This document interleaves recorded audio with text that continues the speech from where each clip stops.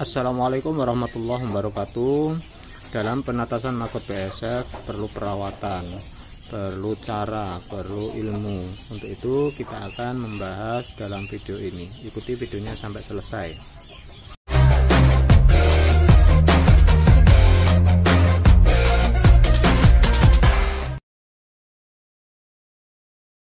Banyak dari teman-teman kita yang meminta saya membuat video dari mulai penetasan dan sampai di biopun pembesaran, biopun vibrasi, dan sampai kandang lalat.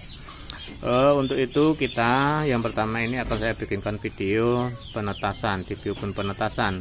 Kalau masalah-masalah kendala-kendala di biopun penetasan sudah saya bikinkan video sendiri. Untuk sekarang ini kita akan membahas perawatan, cara menetaskan dan lain sebagainya. Kalau masalah media penetasan terserah teman-teman mau pakai ampas tahu, dedak, pakai ampas kelapa dan lain sebagainya, terserah yang ada di sekitar teman-teman. Limbahnya limbah apa? Kalau tidak ada ya gimana lagi, apa adanya yang limbah di sekitar kita. Jangan sampai kita budidaya maggot BSF kalau misalkan tidak ada di sekitar kita limbahnya, karena mungkin itu menurut dia itu tetap bagus, yang terbagus, yang terbaik, akhirnya kita beli dan lain sebagainya. Kalau saya tujuannya saya dari awal memang untuk meminimalisir biaya pakan ternak-ternak kita, ya kita memanfaatkan caranya bagaimana sampah-sampah di sekitar kita itu difungsikan atau diolah atau dimanfaatkan dengan maggot BSF. Untuk itu kita membuat media penetasan tetap pakai limbah pisang, karena di tempat kita limbah pisang sementara ini yang terbanyak. Kemudian bagaimana Mas kalau buah ada yang mengatakan itu kerdil-kerdil maggotnya? Alhamdulillah tempat kita tidak. Kuncinya di perawatan dan lain sebagainya dalam mengurus biopun penetasan. Nah, ini saya sediakan dua biopun penetasan, yang satu masih pisangnya masih ada dan masih agak benyek, dan yang satunya udah saya bikin kering. Nah, nanti kita kasih tahu caranya untuk pembikinan keringnya bagaimana. Awal penetasan saya tidak ada campurannya sama sekali, cuman pisang mateng seperti ini di tengah. Cuman saya potong-potong, ya semua perlu dicoba. Ya kamu dikupas mau dan terserah, yang penting ada makanan untuk baby maggot atau telur maggot kita menetas. Baby maggotnya persediaan makanannya ada, dan ini masih basah dan mudah mulai habis.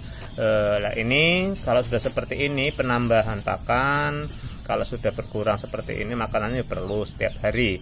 Nah, penambahan pakannya itu bisa dari limbah rumah tangga, sisa makanan, dari sayur ya sisa, nasi sisa, ataupun makanan kadaluarsa, terserah teman-teman yang ada di sekitar teman-teman. Namun yang saya lakukan itu kalau misalkan di rumah ada sisa-sisa makan saya tambahkan. Kalau tidak ada ya seadanya. Misalkan ada kentok kelapa tak tambahkan, ya agak banyak. Tapi nantinya kita bikin kering seperti ini. Ini karena kemarin masih buasa dan akan saya tebar besok di biopun pembesaran, maka saya bikinkan kering. Agar apa? Nantinya kalau misalkan teman-teman ini mau dipindah ke biopun pembesaran kok masih basah, ini banyak kendala nantinya, banyak kendala yang akhirnya nanti banyak baby maggot yang mati lengket di media penetasan. Kalau dipaksakan masih seperti ini, masih lengket, dipindah ke biopun pembesaran, memindahnya itu agak lengket-lengket seperti ini, akhirnya kita kesulitan untuk memindah, akhirnya lengket-lengket dan mati.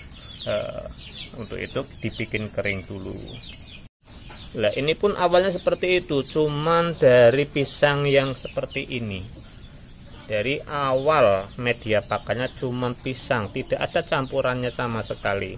Namun hasilnya alhamdulillah bisa dilihat padat, alhamdulillah. Lah ini cuman nggak ada 10 gram ini kemarin, sisa dari penetasannya tak bikin 50 gram, 25 gram, ada yang 30 gram.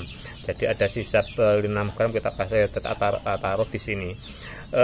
Lah ini karena saya akan pindah besok, saya bikin kering. Dan caranya ini kita kasih kotoran kotoran ayam yang udah kering, atau ya udah kering lah enaknya.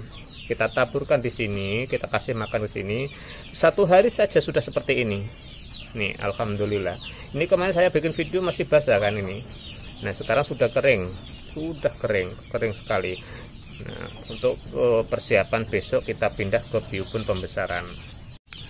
Nah, kalau full buah seperti ini kita harus rutin perawatan, pemberian pakan. Nah, karena apa? Kalau tidak ya nanti terjadinya akan kerdil. Jadi bukan masalah limbah pisangnya yang membuat kerdil atau full buahnya yang membuat kerdil. Karena saya sendiri berasumsi seperti itu, karena saya pernah limbah pisang itu tak taruh di kandi atau di karung, itu full busuk sampai busuk sekali. Lah itu saya buka, magotnya gemuk sekali. Lah itu full buah pisang dan banyak. Lah kemudian di kentas kelapa saja satu jenis, saya buka juga magotnya gemuk. Jadi kuncinya kerdil nggak kerdil itu di perawatan, di pemberian pakan. Pemberian pakan kalau nggak kurang ya jangan sampai kurang, kalau kurang ya akan kerdil. Ya karena namanya seperti ini kan butuh makan. Makut kita pertumbuhan, jadi jangan sampai telat makan. Setiap hari kita tambahkan dikit-dikit saja, jangan banyak-banyak, yang penting cukup. Kalau kebanyakan nanti kalau biobun penetasan juga nanti akan menumpuk medianya, kaskotnya.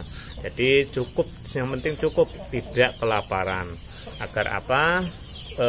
Full buah pun media penetasannya makanannya cukup dan tidak kerdil. Jadi bukan masalah limbah full buah itu membuat kerdil, tapi perawatannya yang membuat kerdil. Nah seperti ini ya alhamdulillah, kita jadikan pupak-pupaknya pun gemuk-gemuk. Tidak membuat kerdil, tidak kerdil yang jelas magotnya. Jadi kuncinya di perawatan dalam biobun penetasan, pemberian pakan terutama. Masalah media penetasan awal kalau menurut kita terserah pakai apa, limbah yang ada. Kalau ada limbah ampas tahu yang ada ya silahkan dipakai itu. Kalau pakai limbah tahu nggak ada ya pakai yang lain, nggak usah dipaksakan beli tahu dan lain sebagainya. Karena apa? Nantinya malah kos pakan kita menambah. Jadi usahakan kita meminimalisir untuk biaya produksi maggot kita, karena tujuan kita ya memang untuk meminimalisir biaya pakan ternak kita. Kalau seperti ini dibiarkan saja terus nggak ada perawatan, pakan kurang dibiarkannya, akhirnya akan kerdil dan tidak maksimal, dan banyak baby maggot yang mungkin mati, terjepit dan lengket dan lain sebagainya.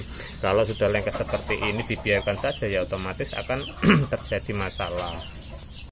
Terus umur pemindahan dari baby maggot di penetasan seperti ini untuk pemindahan di biobun pembesaran di bawah kandang ayam itu, kalau yang kita lakukan sebaiknya kalau cuman biobun pembesaran saja itu umur 7 hari nggak masalah. Tapi kalau biobun pembesarannya di bawah kandang ayam, kandang bebek, itu baiknya umur 10-an hari. Karena apa? Kalau langsung diberikan seumur 7 hari di biobun pembesaran di bawah kandang ayam itu banyak masalah, nantinya timbul masalah yang mengakibatkan baby maggot kita akan mati. Faktornya nanti besok akan saya terangkan di video setelah ini. Mungkin itu saja yang perlu saya bahas di biobun penetasan.